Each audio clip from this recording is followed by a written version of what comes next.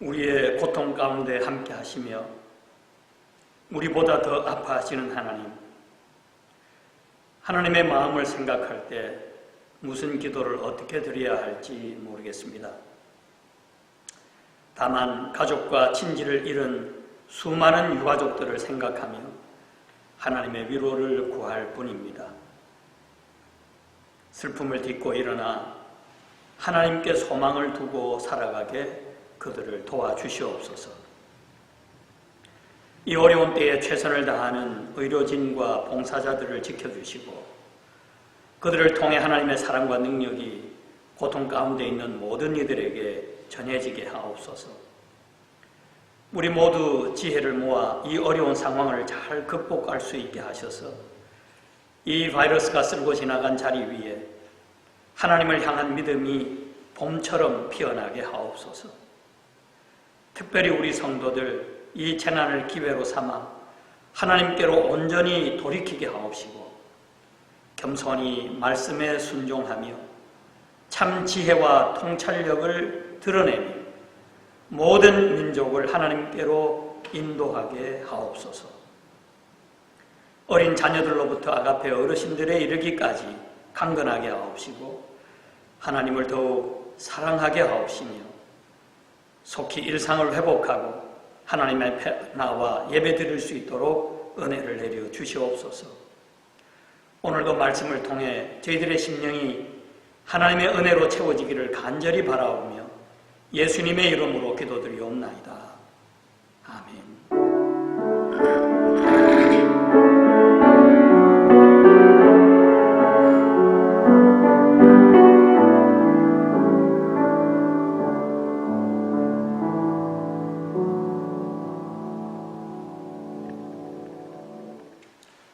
하나님의 말씀 마태복음 11장 27절로 30절까지 말씀입니다.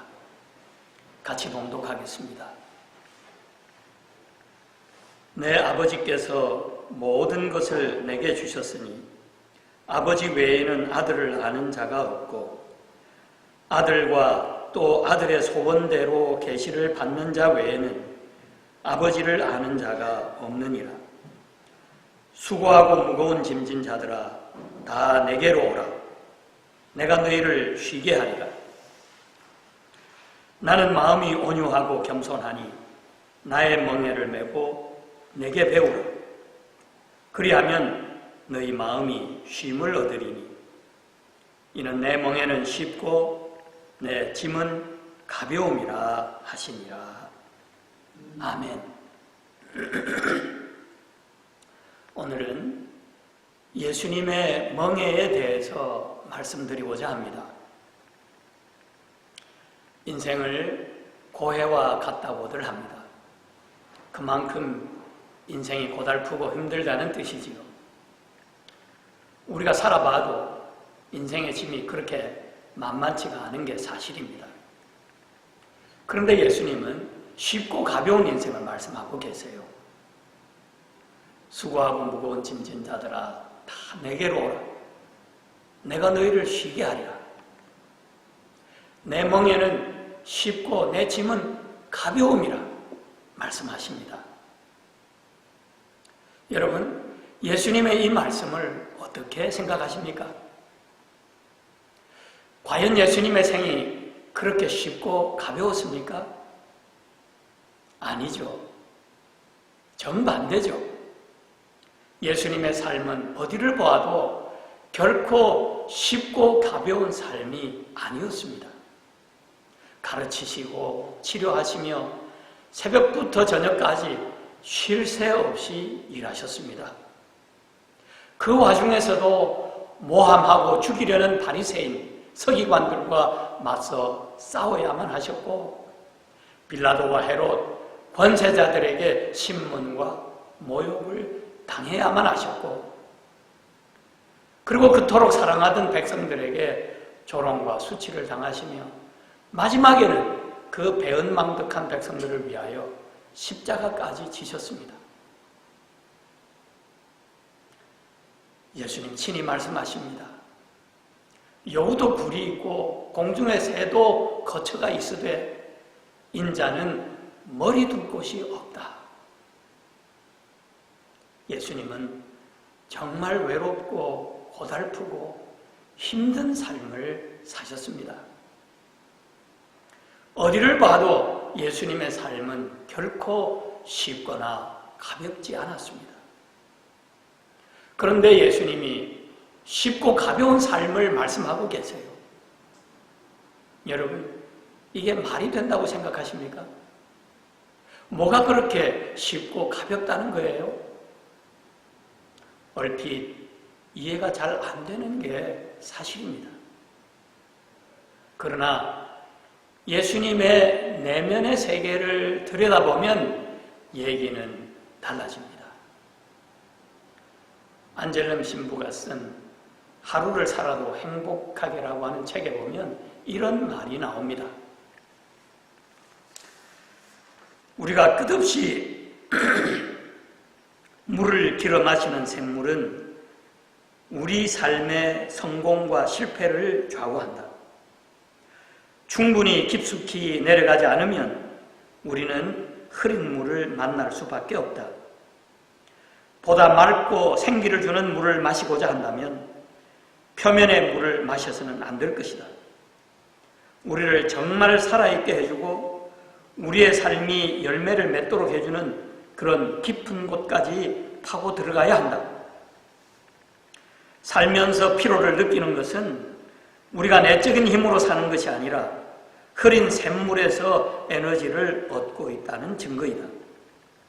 반드시 뭔가를 해내야 하고 남들에게 능력을 보여줘야 한다는 부담을 갖지 마라. 중요한 것은 내면의 샘물과 만나는 것이다. 여러분, 무슨 뜻입니까? 삶의 무게는 우리 내면의 세계와 관련이 있다는 것이죠.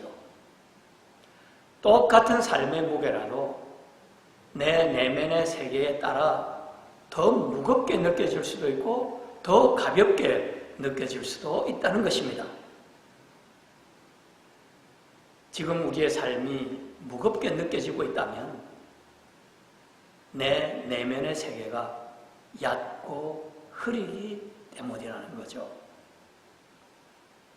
깊고 맑은 영혼의 샘물에서 에너지를 얻어야 인생을 쉽고 가볍게 살 수 있는데 너무 얕고 흐린 샘물에서 에너지를 얻고 있기 때문에 무겁고 힘든 인생을 살게 된다는 것입니다. 그러면 얕고 흐린 샘물이란 무엇을 말하는 것일까요? 바로 세상이라고 하는 샘입니다. 그 세상의 샘에서는 늘 무엇을 먹을까, 무엇을 마실까, 무엇을 입을까 염려하고 걱정할 수밖에 없습니다. 예수님은 머리 둘 곳도 없이 외롭고 가난하게 사셨음에도 불구하고 결코 그 얕은 샘에서 흐린 물을 마시지는 않으셨어요. 예수님은 전혀 다른 샘에서 물을 마시셨죠. 새벽 미명에 홀로 기도하시며 깊은 영혼의 샘에서 물을 길어 마시셨습니다. 모든 사람들이 얕고 흐린 샘물을 마시며 고개 들 힘도 없어 땅만 바라보며 하루하루 전전긍긍하는 반면에 예수님은 영혼의 깊은 샘에서 생수를 마시며 생동하는 힘을 얻으실 수 있으셨던 것입니다. 예수님이 찾으신 그 깊은 샘은 무엇일까요? 바로 아버지 하나님이십니다. 27절에 보면 내 아버지께서 모든 것을 내게 주셨으니 그랬습니다. 아버지께 갔더니 아버지께서 필요한 모든 것을 다 주셨다는 것입니다. 그러므로 마실수록 갈증만 더해주는 세상의 샘물을 찾는 수고와 짐을 내려놓고 부족함 없이 모든 것을 다 주는 하나님의 샘물을 찾아 나아가자라는 것입니다. 수고하고 무거운 짐진 자들아 다 내게로 오라. 주님 말씀하십니다. 십자가의 길, 무섭고 무거운 길이었지만 항상 하나님을 통해 모든 필요를 공급받으셨기에 결코 십자가가 무겁지 않고 오히려 쉽고 가벼웠다는 것입니다. 아무리 험한 십자가라도 예수님을 땅으로 끌어내리지 못했고 예수님은 십자가 지신 채 하늘을 향해 높이 높이 날아오르실 수 있었던 것입니다. 전에 내려오는 한 설화에 의하면 새에게 원래 날개가 없었다고 합니다. 날개가 주어졌을 때 새들은 반항했습니다. 그 날개가 짐으로 여겨졌기 때문이죠. 그러나 그것을 받아들였을 때 그 짐이 새를 하늘로 날아오르게 했다는 것입니다. 예수님의 멍에는 짐이 아니라 하늘로 비상하게 해주는 영혼의 날개입니다. 그리고 이 영혼의 날개는 온유와 겸손이라고 하는 두 날개이지요. 하나님의 그 깊은 샘을 찾아 나아갈 때 하나님께서 주시는 온유와 겸손입니다. 여러분, 온유가 뭡니까? 온유는 영혼의 깊은 샘에서 나오는 힘입니다. 성경은 모세를 이 땅에서 가장 온유한 사람으로 꼽습니다. 민수기 12장 3절이죠. 모세는 온유함이 지면의 모든 사람보다 더하더라 그랬습니다. 모세의 온유함이 어디서 온 것일까요? 양을 치는 들판에서도 깊은 샘물을 포기하지 않은 데서 오는 것입니다. 도망자로 살면서도 장인의 양을 돌보는 처량한 삶을 살면서도 그는 하나님을 포기하지 않았습니다. 세상의 샘물 마시며 자포자기하기를 거부하고 영혼의 깊은 물을 갈망했던 것이지요. 그러기에 그는 양을 치던 일상의 자리에서 하나님의 음성을 들을 수 있었던 것입니다. 그 깊은 샘물이 모세로 하여금 출애굽이라고 하는 대십자가를 질 수 있게 했던 것이죠. 이게 온유의 힘인데 얕고 흐린 세상의 샘물로 타협하지 아니하고 깊고 맑은 영혼의 샘물이신 하나님을 찾는 데서 오는 힘입니다. 하나님이 주시는 힘이에요. 사랑하는 여러분, 얕고 흐린 물로 너무 쉽게 만족하며 세상과 타협하지 마십시다. 자신을 지키며 끝까지 깊고 맑은 샘을 찾으십시다. 포기하지 마십시오. 언젠가는 여러분도 십자가 지고 하늘로 비상하게 되는 날이 올 것입니다. 그리고 겸손은 하나님의 마음에 우리의 마음을 맞추어 사는 것입니다. 그게 겸손입니다.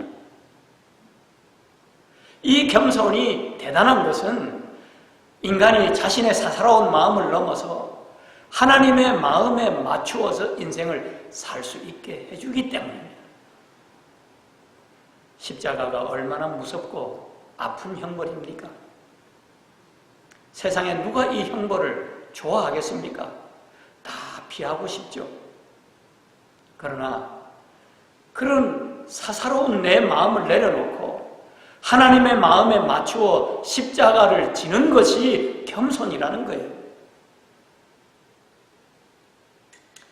다윗이 참으로 겸손한 사람이었던 것은 하나님의 마음에 자신의 마음을 맞춰 살았기 때문이었습니다.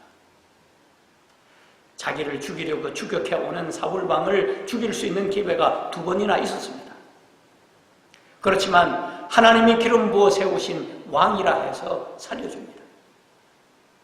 지금 죽여버리면 자기가 왕되고 살려주면 자기가 죽을 수 있는 상황입니다. 그런데도 하나님의 마음을 먼저 생각하고 그 마음에 자기의 마음을 맞출 줄 아는 다윗은 사울을 2번이나 살려주었습니다. 스스로 십자가를 진 거죠. 이게 겸손이라는 겁니다. 이 겸손을 보시고 하나님께서 다윗과 함께 해주셨고 다윗을 진정한 용사로 왕 중의 왕으로 높여주셨고 하나님의 마음에 합한 거룩한 사람으로 세워주셨던 것입니다.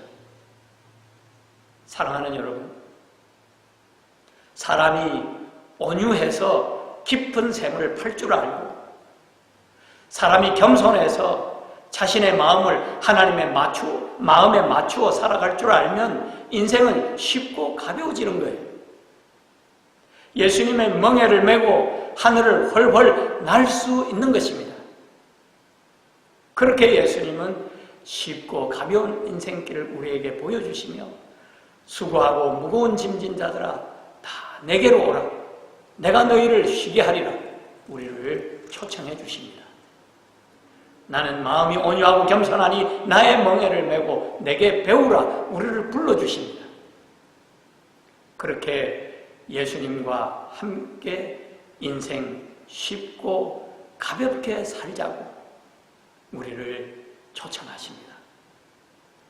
예수님의 이 초청에 응해서 예수님의 멍에 온유와 겸손의 멍에를 메고 쉽고 가볍게 하늘을 향해 비상하는 여러분의 삶이 되기를 간절히 축복합니다. 기도하겠습니다.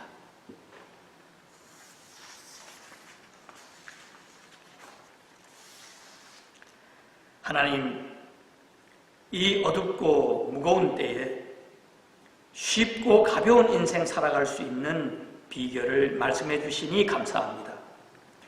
예수님의 멍에를 메고 인생의 참 샘물이 되시는 하나님을 찾게 하옵시고 하나님 주시는 온유와 겸손으로 고해와 같은 인생 쉽고 가볍게 살아가게 하옵소서. 지금은 우리 주 예수 그리스도의 은혜와 하나님의 사랑과 성령님의 교통하심이 예수님의 멍에를 메고 하나님을 향해 날아오르고자 결단하는 모든 성도들과 함께 하옵시기를 간절히 축원하옵나이다. 아멘.